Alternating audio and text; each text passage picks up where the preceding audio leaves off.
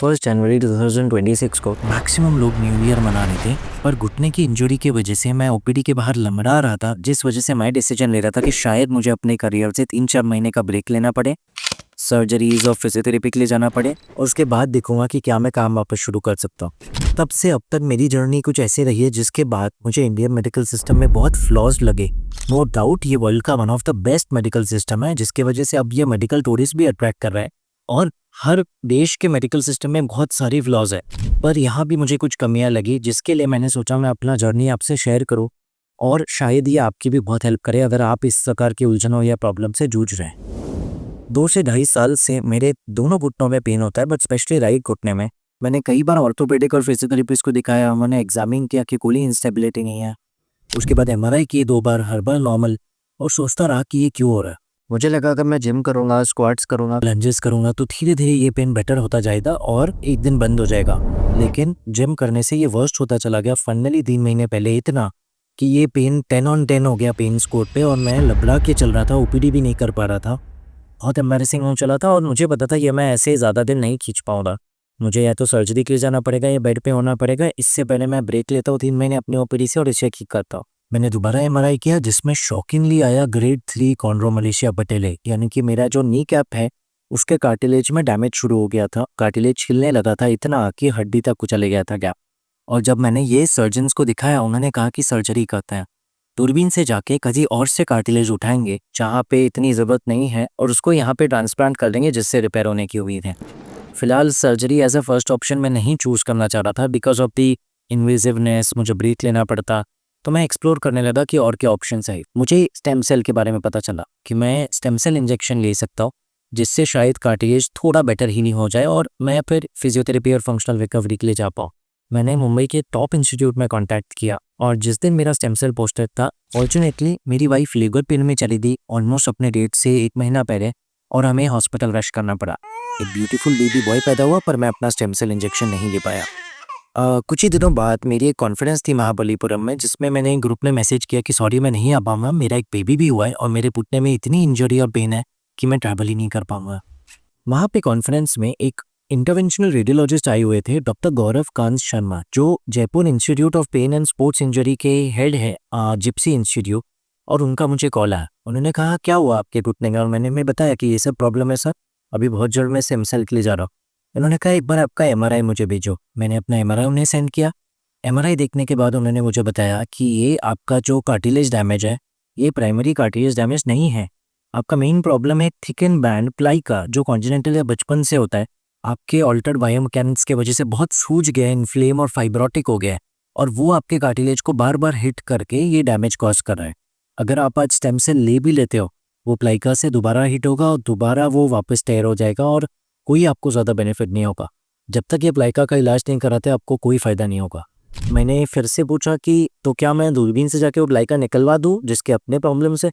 उन्होंने कहा नहीं, आज हम ऐसा टेक्निक इजाज़ कर चुके हैं जयपुर में, जिसको हम वर्ल्ड के best sports journal skeletal radiology में पब्लिश करने का प्रयास कर रहे हैं, जिसमें हमने बहुत एथलीट्स का एक छोटी सी इंजेक्शन से ये प्लाइका का इलाज किया है, जिसके बाद वो प्लाइका फाइब्रोसिस इन्फ्लेमेशन कम होकर थिन हो गया है, कार्टिलेज डैमेज बंद हो गया है। उसके बाद फिजियोथेरेपी और ज़रूरत पड़े को स्टेम सेल भी आप ले सकते हो। जब मुझे इसके बारे में पता चला, मैं तुरंत जयपुर फ्लाई किया। अगले दिन मॉर्निंग 10 बजे मैं पहुँचा हूँ, 10:15 बजे उनके इंस्टीट्यूट पहुँच गया, क्योंकि 15 मिनट मुश्किल से दूरी है एयरपोर्ट से। वहाँ पे उन्होंने मुझे वो इंट्राप्लाइकल स्टेरॉइड इंजेक्शन दिया, जिससे इन्फ्लेमेशन और फाइब्रोसिस कम होता है, लाइका की सूजन कम हो जाती है। लाइका के आजू बाजू विस्को सप्लीमेंटेशन दिया, यानी कि लाइका को वो थिकन बैंड को आजू बाजू के टिश्यू से दूर किया एक जेली जैसा सब्सटेंस इंजेक्ट करके, और आधे घंटे के अंदर मुझे एक रूम में शिफ्ट किया, रिकवरी रूम में, जहाँ एक आइस पैक दे दिया। ये पूरे टाइम मैं होश में था, प्रोसीजर मेरे लिए पेन फ्री था। आइस पैक इंटरमीडिएटली मैंने यूज़ किया। 12 बजे वो मेरे पास आए दोपहर को, मुझे कहा आपकी फ़्लाइट कितने बजे है? मैंने बताया कि 3 बजे। आपने कहा था डीकेल प्रोसीजर है। उन्होंने कहा तो आपके पास बहुत टाइम है, आप जाके लंच करो जयपुर के अच्छे ट्रेडिशनल कुइजीन रेस्टोरेंट में। जहाँ पे मैं गया, मैंने लंच किया, फिर मुझे उसके पीछे ही सैलून दिखा, तो मैंने हेयर कट मसाज वगैरह लिया और फिर मैं एयरपोर्ट ले निकल गया। इतना सिंपल एक्सपीरियंस था, लेकिन इस प्रोसीजर का मैजिक ये था कि जब मैं लौटा मेरा पेन 0 था, और तब से आज 15 से 20 दिन हो गए मेरा पेन बिल्कुल ही 0। मैं तब से फिजियोथेरेपी कर रहा हूँ। इस जर्नी में मुझे स्पोर्ट्स फिजियोथेरेपिस्ट ने बहुत हेल्प की, और धीरे धीरे मैं नोटिस कर रहा हूँ मेरा overall leg biomechanics, strength, stability, flexibility सब बढ़ती जा रही है। ज़रूरत पड़े तो जो कार्टिलेज ऑलरेडी डैमेज हो चुका है, जो रिपेयर नहीं होता है मोस्ट केसेस में, उसके लिए मैं स्टेप सेल ले भी लूँगा। लेकिन ये पूरी जर्नी से मैंने बहुत कुछ सीखा। पहला कि हर स्पेशलिस्ट आज ट्रेन्ड है अब नैरोली अपनी स्पेशलिटी देखने के लिए। कई बार ऑर्थोपेडिक कंडीशन को देख के आपको बताता है कि चलो मैं सर्जरी कर देता हूँ, रिपेयर कर देता हूँ, बट बायोमैकेनिक्स की बात नहीं करते। तो बात है कि मल्टीडिसिप्लिनरी टीम और इंटीग्रेशन नहीं है अलग-अलग स्पेशलिटीज़ में। हर डॉक्टर की एक्सपर्टीज़ अलग है, सबको सब कुछ नहीं पता और ये जायज़ भी है। सो अब बात करते हैं सॉल्यूशंस पे। पहला सॉल्यूशन है कि हमें खुद भी थोड़ा अवेयर होना पड़ेगा अपनी प्रॉब्लम के बारे में और अपने ट्रीटमेंट के बारे में।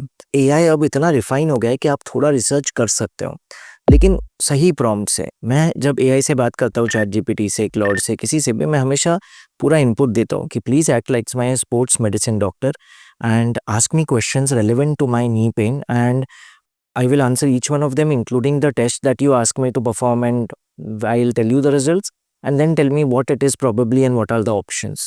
फिर ऑप्शंस देने के बाद मैं उसको पूछता हूँ कि क्या वर्ल्ड में कुछ एक्सपेरिमेंटल या कुछ नया और अच्छा चल रहा है इस पे, जो शायद इसमें बेनिफिट कर पाए, और तब एआई मुझे गाइड करता है और हेल्प करता है। सेकंड, मैं आज सोशल मीडिया के ज़माने में यूट्यूब पे, गूगल पे मैंने कुछ एक्सपर्ट्स ढूंढे हुए हैं जो मुझे पूरा भरोसा है कि इस पे सही इन्फॉर्मेशन देंगे। जैसे स्क्वाट यूनिवर्सिटी चैनल को आज हम में से बहुत लोग फॉलो करते हैं, डॉक्टर एरन आर्शॉक। उनके चैनल से समझने की कोशिश करता हूँ कि कैसे बायोमैकेनिक्स की वो बातें कर रहे हैं और हमेशा कोरिलेट करता हूँ कि उसमें सेंस बन रहा है क्या। थर्ड, नेशनल एक्सपर्ट्स को ढूंढता हूँ, जैसे मैंने डॉक्टर गौरवकांत शर्मा को अप्रोच किया, डॉक्टर वैभव डागर और डॉक्टर प्रिया भोवट को अप्रोच किया, जो मुझे इसके बारे में डिटेल में गाइड कर पाए। और चाहे बीमारी जो भी हो, मैं सजेस्ट करूँगा कि आप लोगों को डेफिनेटली ये अप्रोच फॉलो करना चाहिए थोड़ा सा, ताकि आप भी अवेयर रहो और जो ये सिस्टम में लैक्यूने हैं उससे परेशान ना होते हुए खुद अपने डिसीजंस बेटर ले पाओ। अब ये पूरे एपिसोड में मैं डॉक्टर गौरवकांत शर्मा को एक स्पेशल शाउट आउट देना चाहता हूँ। जयपुर में ये एक छोटा सा हम्बल सा इंस्टीट्यूट है जिसमें state of the art infrastructure है, state of the art skill set है। उनका आप ट्रेनिंग देखोगे तो बेल्जियम, स्पेन, यूएस, अलग अलग जगह से वो नॉलेज हासिल करके आज अपने नाम पे कई सारे नए इंटरवेंशंस बना रहे हैं, जिसके लिए पूरा इंडिया प्राउड हो रहा है। उनके पास बहुत एथलीट्स जाते हैं आईपीएल से, कबड्डी टीम से, हॉकी टीम से, और एक शॉकिंग बात है कि कहीं भी बहुत ज़्यादा हाईलाइट नहीं होता है कि वो इतने बड़े बड़े प्लेयर्स को इस लेवल पे हेल्प कर रहे हैं। तो अगर आपको मस्कुलोस्केलेटल इश्यूज़ है, ये कोई स्पॉन्सर्ड वीडियो नहीं है, तो मैं आपको रिक्वेस्ट करूंगा कि एक बार जिप्सी में ओपिनियन लेने में कोई हर्ज नहीं है। मुझे पूरा उम्मीद है कि वहाँ क्या ओपिनियन से आपको बहुत हेल्प होगी जानने में कि क्या गलत कर रहे हैं आप और क्या चीज़ें आपको हेल्प करेगी, और क्या कोई मिनिमली इन्वेसिव ऑल्टरनेटिव है जैसे इंटरवेंशन रेडियोलॉजी का जो आपकी हेल्प कर सकता है। इसी के साथ ऑफकोर्स आगे बहुत वीडियो बनाते रहेंगे। आई होप मेरी जर्नी से आपको भी हेल्प हो अपने ट्रीटमेंट डिसीजन मेकिंग में। सुरक्षित रहे, सशक्त रहे।